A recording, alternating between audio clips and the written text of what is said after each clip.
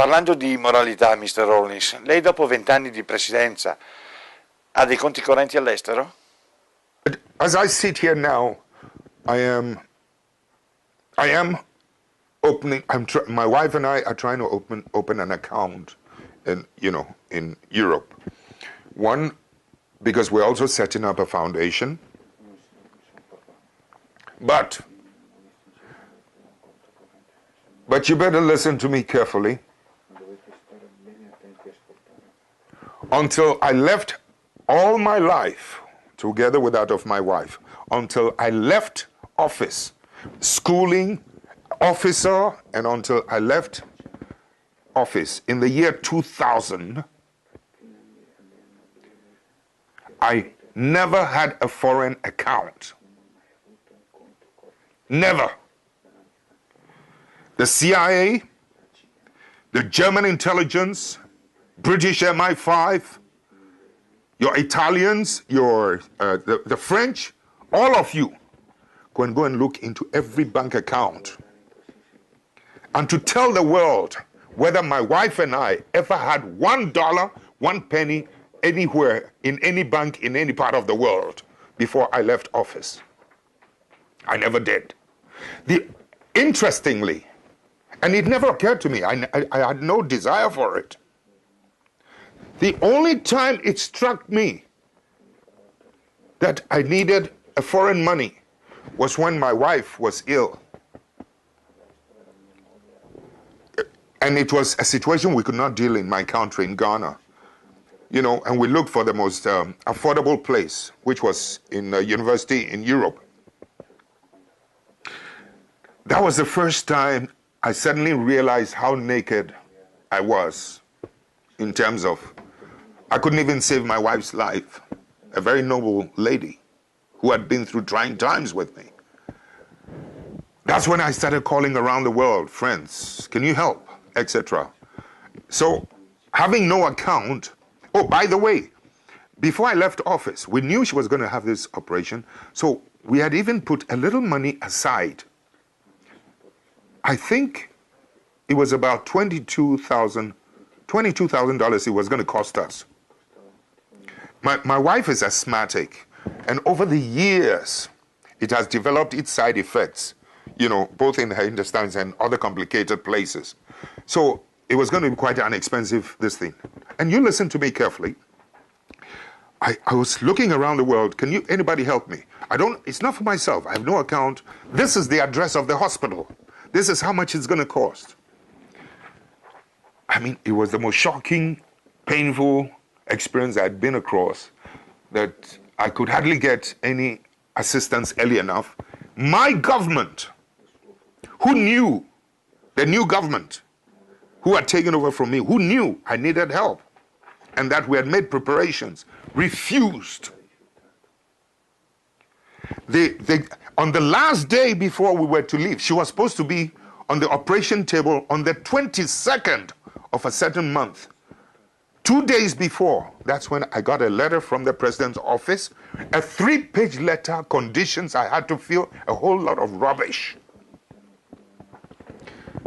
We got a ticket, we flew to London.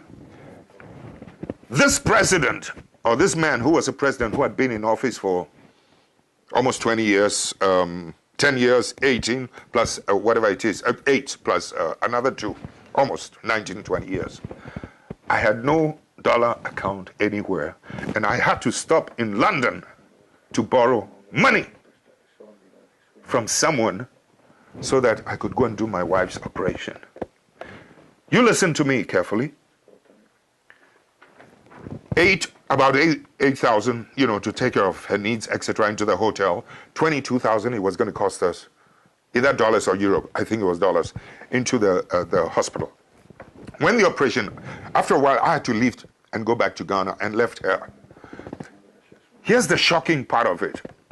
After the operation was done, on borrowed money, people don't believe it, but it's true, on borrowed money, when the operation was done, she was discharged into the hotel so that she could be brought in once in a while, for checkup, a review.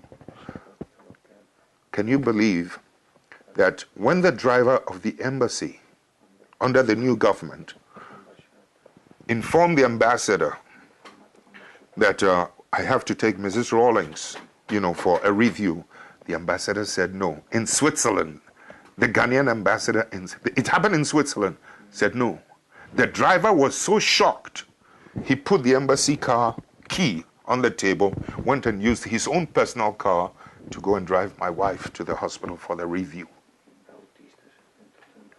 This is the kind of vicious petty-mindedness that you can sometimes run in parts of the world in terms of my relationship with this character that, your Western powers or the Western powers have promoted, and they're trying to sanitize his image as if he's the cleanest, finest head of state in Africa.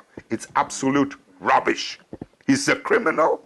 He's a thief. He went around telling the world, wrote a letter to every bank around the world that I had stolen suitcases of money into bank accounts. I was trying to kill him, make a coup. I had stolen 19 cars, etc. All of them were false. I will not tell you something that the bank, it took 3 months for me to be able to open a bank account through somebody. Finally, when the bank manager was going to open that account for me, do you know what he told his Swiss friend? You can come and do it. Every day he goes there. Is it open? Is it open? Is it open?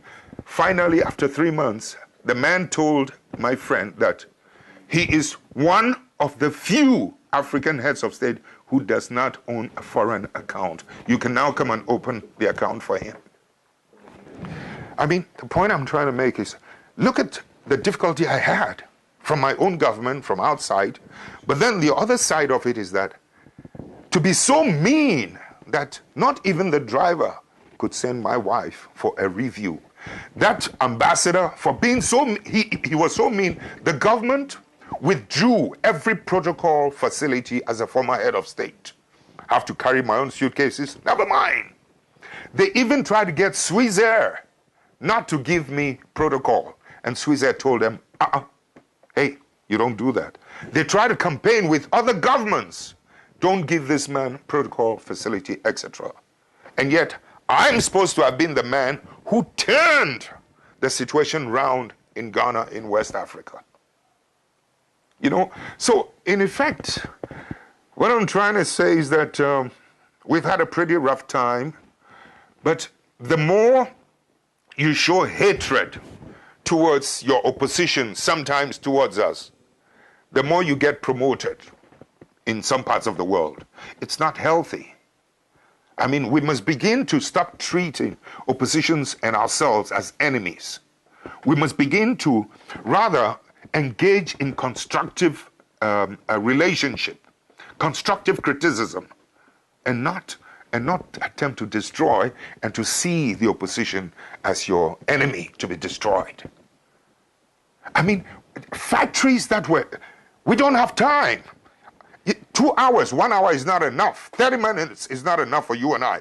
I need 9 hours. I need 8 hours to wake you up in Italy, in Europe, to the problems we're going through in Africa.